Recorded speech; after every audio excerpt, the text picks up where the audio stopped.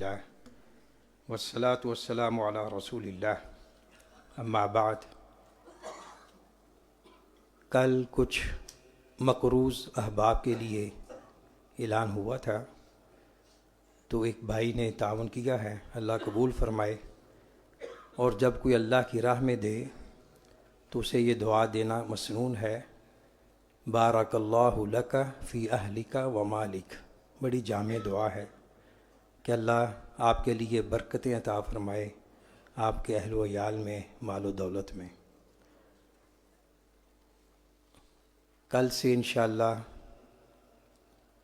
آخری عشرے کا آغاز ہونے جا رہا ہے۔ پہلے سے زیادہ طبیعت میں نشاط ہونی چاہیے، دلچسپی، سنجیدگی ہونی چاہیے، اور اس ارادے سے، نیت سے بقیہ دن گزارنے ہیں کہ پتہ نہیں زندگی میں یہ دوبارہ بہاریں دیکھنا نصیب ہوں یا نہ ہوں۔ تو جتنا رمضان قریب کو پہنچ رہا ہے اتنا ہی زیادہ ذوق عبادت میں اضافہ ہونا چاہیے۔ شب قدر کیا ہے اور اس میں کیا کرنا چاہیے، اس سوال کا جواب انشاءاللہ کل خطبہ جمعہ میں دیا جائے گا۔ 12:55 پہ اذان ہوگی۔ کوشش کیا کریں کہ اذان سے پہلے مسجد میں ہر جمعہ تشریف لایا کریں۔ آج اللہ کی توفیق سے 21ویں پارے کی تلاوت ہوگی۔ اتل ما اوحی الیک من الکتاب واقم الصلاۃ۔ اتلو، آپ تلاوت کیجئے اس کی جو آپ کی طرف کتاب سے وحی کیا گیا۔ واقم الصلاۃ، اور نماز قائم کریں۔ عموماً تلاوت کا مفہوم یہ سمجھا جاتا ہے ریڈنگ، قرات کرنا، پڑھنا، جبکہ غور سے دیکھا جائے تو تلاوت میں صرف قرات شامل نہیں، اس میں تدبر، تعقل، تفکر، قرآن کریم کے معانی، مطالب پر غور و فکر کرنا اور عمل کی نیت سے قرآن کریم کو پڑھنا، یہ ساری چیزیں تلاوت کا حصہ ہیں۔ تو جب ہم تلاوت کرنے لگیں تو یہ ذہن میں ہونا چاہیے کہ میں نے قرآن سے ہدایت لینی ہے، قرآن مجھ سے کیا تقاضا کر رہا ہے، صرف ریڈنگ تک محدود نہیں رہنا چاہیے۔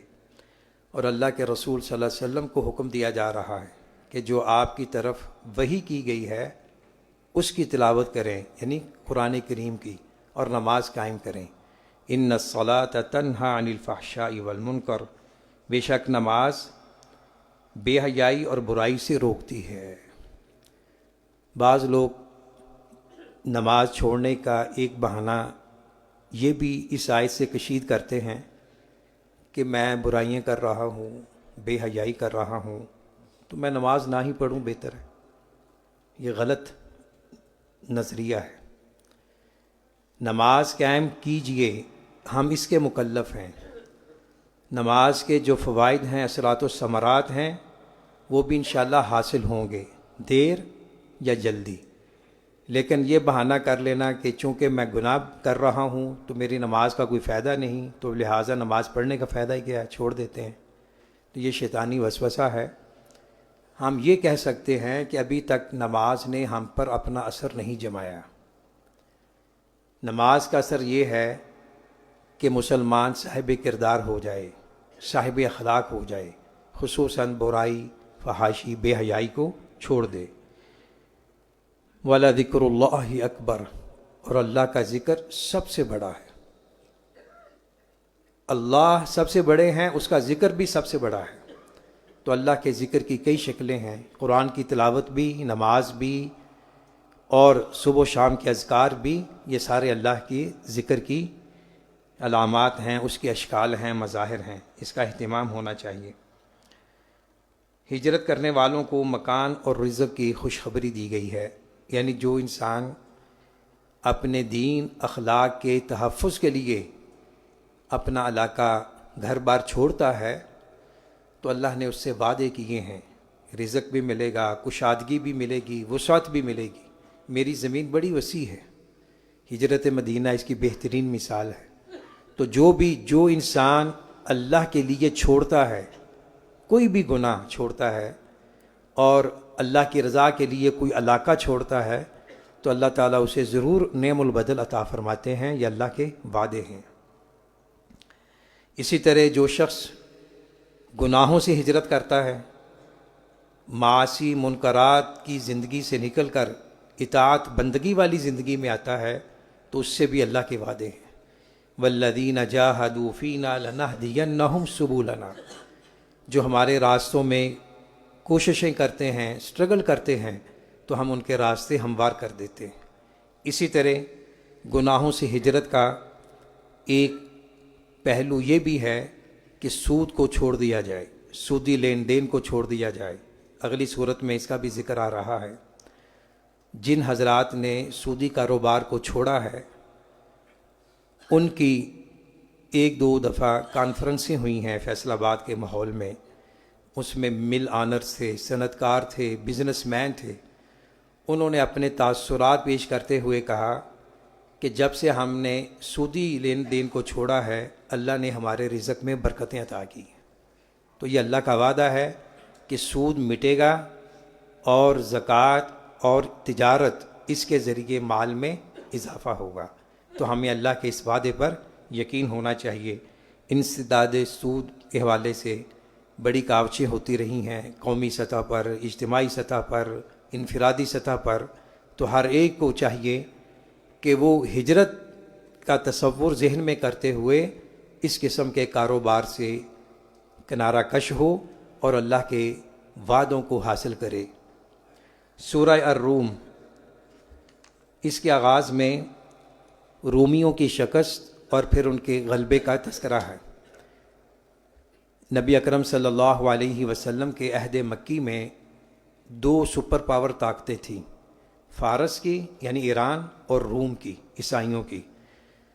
تو جو مشرکین مکہ تھے ان کا رجحان اہل فارس کی طرف تھا، کیونکہ وہ آتش پرست تھے، مشرک تھے، اور مسلمانوں کا رجحان اہل کتاب کی طرف تھا، وہ اللہ، اس کے رسول اور کتابوں کے ماننے والے عیسائی لوگ تھے۔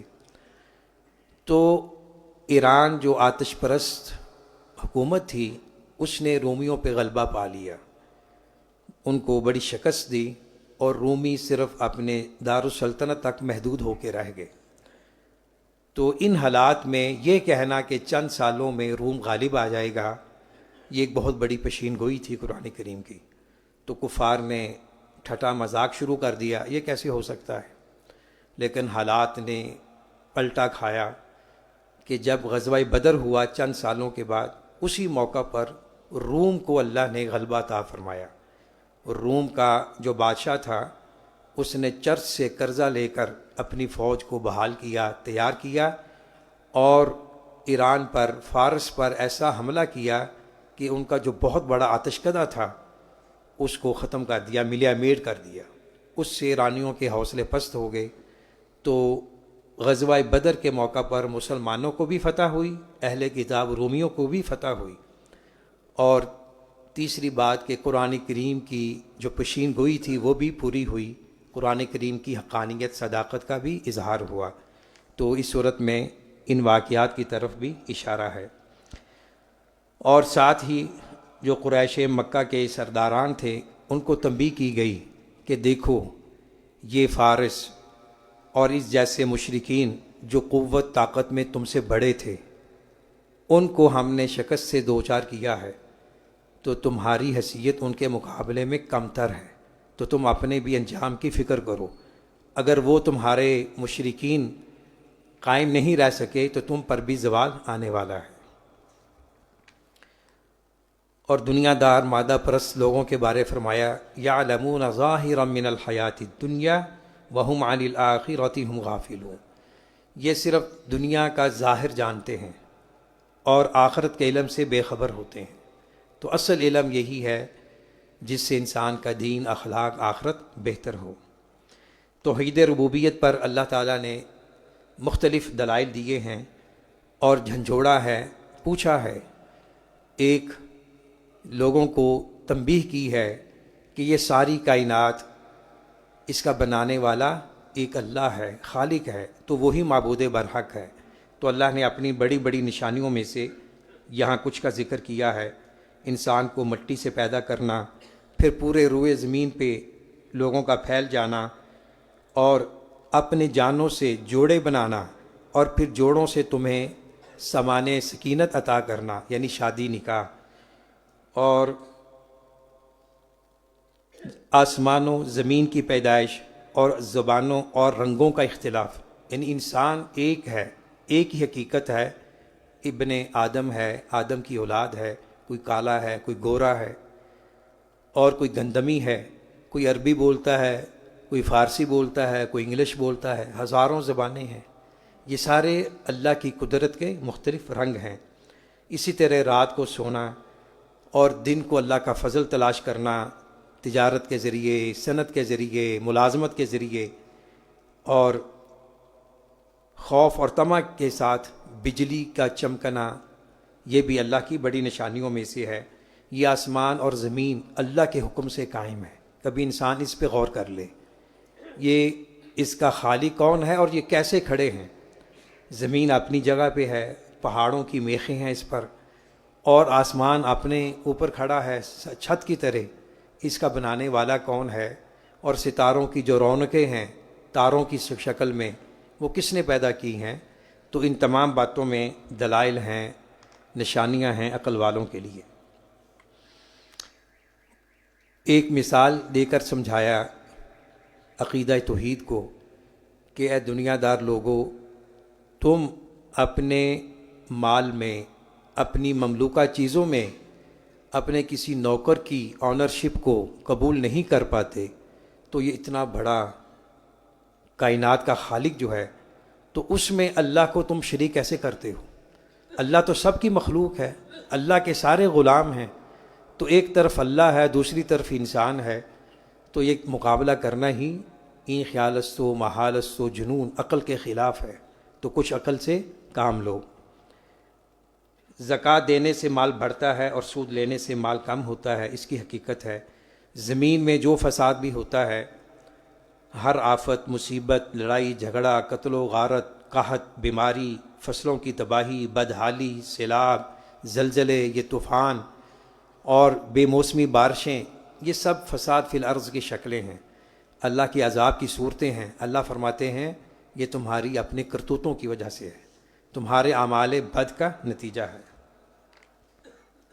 سورہ لقمان، یہ سورت ایک معروف شخصیت حکیم لقمان کی طرف منسوب ہے۔ لقمان ایک حبشی غلام تھے، لیکن اللہ نے عقل، دانائی اور بصیرت میں ان کو یکتا کیا ہوا تھا، کوئی ان کا ہم نظر، ہم مثال نہیں تھا، ہم اثر نہیں تھا۔ ظاہری شکل و صورت کوئی قابل التفات نہیں تھی، پرکشش نہیں تھی، لیکن اللہ نے دل و دماغ ایسا دیا تھا کہ آج تک حکمت دانائی کی جہاں بھی بات ہوتی ہے لقمان کا نام آتا ہے۔ اور یہاں اللہ تعالیٰ نے لقمان کی حکمت کا ذکر کیا ہے، ان کی دانشمندانہ باتوں کا ذکر کیا ہے، اور اس طرف توجہ دلائی ہے کہ دیکھو، عقیدہ توحید صرف نبیوں اور رسولوں کا عقیدہ نہیں رہا، بلکہ جو دنیا انسانیت کے اہل دانش، اہل فکر و نظر گزرے ہیں، ان کا بھی عقیدہ توحید تھا۔ یہ اللہ تعالیٰ بتانا چاہتے ہیں کہ لقمان کوئی نبی نہیں تھا، پیغمبر نہیں تھا، لیکن دانش بینش کا ماہر تھا، تو اس نے بھی جو اپنے بیٹے کو وصیت کی، نصیحت کی، وہ بھی ایک افاگیر نصیحت کا آپ کہہ لیں کہ ایک آؤٹ لائن ہے۔ تو اس صورت کے آغاز میں قرآن کے مقابلے میں گانے اور موسیقی کو ترجیح دینے والوں کو دردناک عذاب کی دھمکی دی گئی ہے، اور اس کے بعد اللہ نے آسمان و زمین کو بطور دلیل پیش کیا، اور پھر لقمان کا قصہ بیان کیا کہ ہم نے لقمان کو حکمت دی تھی کہ اللہ کا شکر کر۔ تو اس سے پتہ چلتا ہے کہ حکمت، اس کا ایک اہم تقاضا ہے اللہ کا شکر ادا کرنا۔ شکر سے مزید آتا ہے ناشکری سے پہلا بھی ضائع ہو جاتا ہے۔ حکمت کیا ہے؟ اصل میں من حکامت الدابہ اور من حکمت الدابہ، یہ سرکش کوئی اونٹ ہے، کوئی گھوڑا ہوتا ہے، اس کے ناک میں جو نکیل ڈال دی جاتی ہے اس کو کہتے ہیں حکامہ یا حکمہ۔ وہ بچے کے ہاتھ میں بھی ہو تو سرکش اونٹ بھی اس کے قابو میں رہتا ہے، اس کو پتہ کہ مجھے اذیت ہوگی اگر میں نے سرکشی دکھائی، بچہ میرے نکیل کو کھینچے گا۔ تو حکمت انسان کے اندر وہ باطنی قوت، طاقت ہے جو انسان کو برائی سے دور کرتی ہے، خیر کی طرف راغب کرتی ہے۔ تو اصل حکیم انسان وہی ہے جو دانشور ہے، عقل مند ہے، عقیدہ توحید والا ہے۔ اور یہاں حکمت سے مراد یہ طب یونانی والی حکمت نہیں، اس سے مراد دانائی اور عقل مندی ہے۔ تو لقمان کی جو حکیمانہ باتیں ہیں، شرک سب سے بڑا ظلم ہے، والدین کے ساتھ حسن سلوک کرنا ضروری ہے، اور جو کچھ بھی انسان کرتا ہے تھوڑا زیادہ خفیہ اعلانیہ، وہ اللہ کے ہاں پوشیدہ نہیں، اللہ اس کا نعم البدل عطا کریں گے۔ ایمان کے بعد بندے کے جو فرائض ہیں، نماز قائم کرنا، بلائی کا حکم دینا، برائی سے روکنا اور صبر کرنا، بد اخلاقی سے پرہیز کرنا۔ بہت سی عبادات کرنے والے اخلاقیات میں کمزور ہوتے ہیں، یہ نہیں ہونا چاہیے۔ ہماری ہر عبادت کا بالواسطہ یا بلا واسطہ ایک اہم رزلٹ اور نتیجہ ہے حسن اخلاق، اور جو جتنا اچھا پرہیزگار ہوگا، نمازی ہوگا، اتنا ہی اخلاق میں اچھا ہوگا۔ اللہ تعالی ہمیں اخلاق حسنہ عطا فرمائے۔ مکہ والوں کے دلائل کا ذکر ہے، اور انسانوں کو آخر میں نصیحت کی ہے کہ اس دن سے ڈرو جب کوئی کسی کے کام نہیں آئے گا، والد اولاد، اولاد والد کے کام نہیں آئے گی، یعنی یوم آخرت کی طرف توجہ دلائی ہے۔ سورہ سجدہ ہے، مسنون ہے کہ نماز فجر جمعہ کے دن اس میں پہلی رکعت میں سورہ سجدہ کی تلاوت ہو، دوسری میں سورہ انسان کی۔ ان دونوں صورتوں میں جو مشترک مضامین ہیں وہ ہے عقیدہ توحید، عقیدہ آخرت، جنت، اہل جنت کا تذکرہ، جنت کی نعمتوں کا تذکرہ، جہنم اور اہل جہنم اور جہنم کی ہولناکیوں کا تذکرہ۔ تو یہ دین کی اخلاقی حالت زار کا تذکرہ تھا، لقمان میں مسلمانوں کے کردار کا تذکرہ کیا گیا، اور اس صورت میں ان کا تقابل کیا گیا ہے کہ یہ ہو ہی نہیں سکتا کہ کافر اور مسلمان اخلاق و کردار میں یکساں ہوں، ان کا اپنا اپنا اپنی تہذیب ہے، ایک کلچر ہے، ایک ثقافت ہے۔ گناہوں کی سزا صرف آخرت میں ہی نہیں بلکہ دنیا میں بھی ملتی ہے۔ یہ جو زلزلے آتے ہیں، طوفان آتے ہیں، قحط پیدا ہوتا ہے، یہ اللہ کی طرف سے عذاب کی وارننگ ہوتی ہے۔ سورہ احزاب، اس میں غزوہ احزاب کے واقعات کا تذکرہ ہے، اور اس سے پہلے رسم لے پالک کا ازالہ ہے، یعنی کسی کو ایڈاپٹ کرنا، متبنہ بنانا۔ زمانہ جاہلیت میں یہ رواج تھا کہ جس کی اولاد نہ ہوتی یا ہوتی بھی تو وہ کسی کے بیٹے کو اپنا بیٹا بنا لیتا، اور وہ پھر اپنے سگے بیٹوں کی طرح اس کا سٹیٹس ہوتا۔ تو یہ چونکہ اس میں بڑے یعنی کہہ لیں کہ سنگینیاں تھیں اور بڑے مسائل تھے، نبی اکرم صلی اللہ علیہ وسلم کے آزاد کردہ غلام زید بن حارثہ آپ کے متبنہ تھے، اور ان کا نام مشہور تھا زید بن محمد، یعنی یہ محمد کے بیٹے ہیں۔ تو آپ نے ان کی شادی اپنی پھوپھوزاد زینب بنت جحش سے کی، نبھا نہیں ہو سکا، طلاق ہو گئی۔ پھر اللہ نے حکم دیا کہ اب آپ نے اپنے متبنے کی بہو سے نکاح کرنا ہے، جبکہ زمانہ جاہلیت کے اعتبار سے یہ ممنوع تھا، حرام تھا، یعنی جو لے پالک بیٹا ہے حقیقی بیٹوں کی طرح تھا، تو حقیقی بیٹے کی بہو سے سسر کی شادی نہیں ہو سکتی۔ تو یہ اللہ کے رسول صلی اللہ علیہ وسلم کو اللہ نے حکم دیا، اور اس پر منافقین نے بڑا پروپیگنڈا بھی کیا، لیکن چونکہ اللہ نے یہ رسم ختم کرنی تھی تو پھر حضرت زینب کا نکاح نبی اکرم صلی اللہ علیہ وسلم کے ساتھ ہوا۔ تو جو لے پالک بیٹا ہے یا اولاد ہے، اگرچہ یہ مسئلہ جائز ہے، لیکن اسے اختیار کرنا اسلام نے اس کو اپریشیٹ نہیں کیا، کیونکہ بڑے مسائل پیدا ہوتے ہیں، اور ہمارے اکثر لوگ جو کسی کی اولاد لیتے ہیں اس کو اپنا حقیقی بیٹا کا درجہ دیتے ہیں، یہ قرآن و سنت کے منافی ہے۔ اس میں جائیداد کا مسئلہ آتا ہے، ستر و حجاب کا مسائل آتے ہیں، پردے کے مسائل آتے ہیں۔ تو بہتر یہی ہے کہ انسان اپنے رب سے دعا مانگے، بوڑھا ہے، بیمار ہے، اللہ سے دعائیں کریں کہ اللہ مجھے اولاد عطا فرما۔ ربنا ھب لنا من ازواجنا وذریاتنا قرۃ اعین وجعلنا للمتقین اماما۔ یہ درد دل کے ساتھ دعا پڑھے، انشاءاللہ اپنا اللہ کرم کریں گے۔ دعا ہے کہ اللہ تعالیٰ جن بھائیوں بہنوں کو اللہ نے ان پھول کلیوں سے محروم رکھا ہوا ہے، اللہ ان کی گودیں ہری کرے، اللہ ان کو اولاد دے، آنکھوں کی ٹھنڈک ہو، دل کا سرور ہو اور نظر کا نور ہو۔ تو یہ نیک اولاد کی دعا نبیوں نے بھی کی ہے۔ ہاں، اگر لے پالک بیٹا بیٹی لینے کی ضرورت پڑ گئی ہے، لے سکتے ہیں، لیکن اس کا ارینجمنٹ ایسے ہونا چاہیے کہ اس کو رضائی بیٹا بنا لیا جائے، بھتیجے کے طور پہ، بھانجے کے طور پہ شکلیں نکل آتی ہیں، تاکہ پھر وہ جو پردے کے مسائل ہیں وہ پیدا نہیں ہوتے۔ اور یہ بات ہے کہ جو لے پالک اولاد ہے وہ حقیقی اولاد کے درجے میں قطعاً نہیں ہے، نہ وراثت میں نہ دوسرے مسائل میں۔ ان کو آپ وصیت کر سکتے ہیں اپنی جائیداد سے، لیکن وہ سکے بیٹوں کی طرح مال وراثت کا حقدار نہیں ہوتا۔ تو غزوہ احزاب میں جو منافقین کا کردار تھا اس کا تذکرہ ہے۔ یہ غزوہ احزاب بہت ہی ایک خطرناک واقعہ تھا تاریخ اسلام میں۔ جب سارا عرب اہل مدینہ کے خلاف اکٹھا ہو گیا تو اللہ کے رسول صلی اللہ علیہ وسلم نے ان کے خلاف پلاننگ کی کہ ہم نے مدینہ میں رہ کر ان سے مقابلہ کرنا ہے۔ مدینہ تینوں طرف سے محفوظ تھا پہاڑوں باغات کی وجہ سے، ایک طرف سے میدان کھلا تھا، تو وہاں آپ نے خندق کھدوائی، اور اس خندق کھودنے سے کفار بھی حیران پریشان ہوئے۔